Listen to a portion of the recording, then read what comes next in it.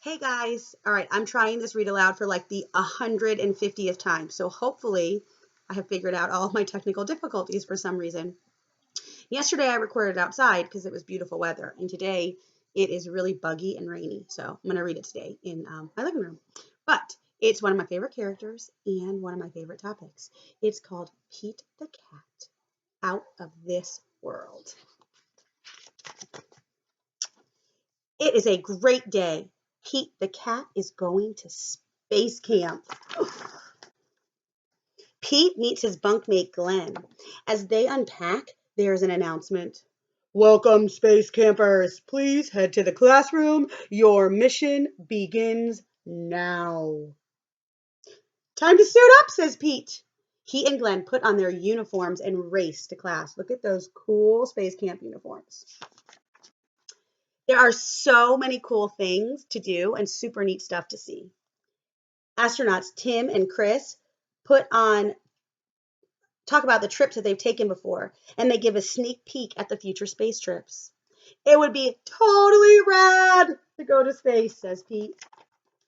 The campers find out what it feels like to be an astronaut. They go in the zero gravity chamber. They ride rovers. They even build rockets. Pete's rocket flies very, very far. Way to go, Pete, says Glenn. Next stop is mission control. We have some exciting news, says Tom. Our next flight leaves today. We're going to the moon. And we have room for one more.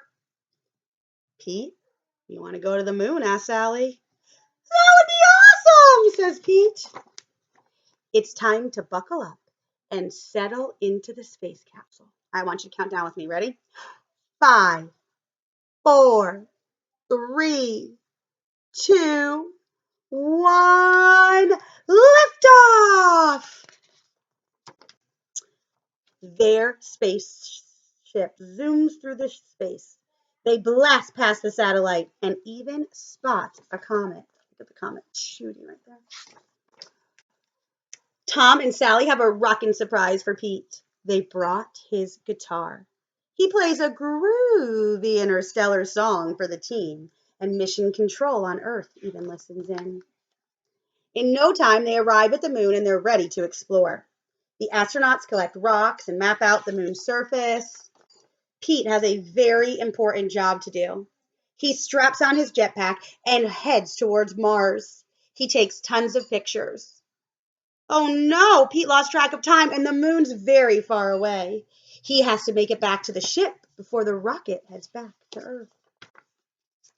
Pete made it back just in time. The astronauts head home, and there's time for a few more tunes. Pete sure knows how to make an entrance. Pete's trip to outer space was out of this world. Still, he's psyched to have his feet back on solid ground. Rocket on, Pete.